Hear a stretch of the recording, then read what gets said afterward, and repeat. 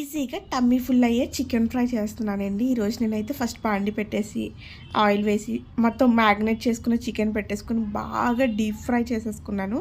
ఎంత అంటే ముక్కలు కొంచెం బ్రౌనిష్ కలర్ వచ్చేంత వరకు, దాంట్లో ఉన్న మాయిశ్చర్ అంతా పోయేంత వరకు.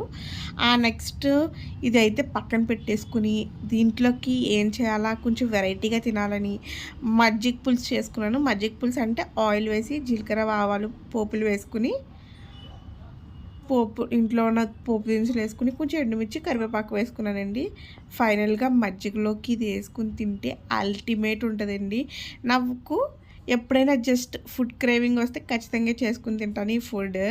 మీకు కూడా కావాలంటే కింద కామెంట్ చేయండి. అలాగే ఈరోజు ఇంకొక పాయింట్ ఏంటంటే, ఫస్ట్ ఆఫ్ ఆల్ మీరు ఒంటరిగా బతకడం నేర్చుకోండి. ఎందుకంటే అది చాలా ఉపయోగపడుతుంది మీకు. అలాగే మీకు ఎన్నో నేర్పిస్తుంది, ఎన్నో కొత్త విషయాలు నేర్చుకుంటారు ఫ్రెండ్స్.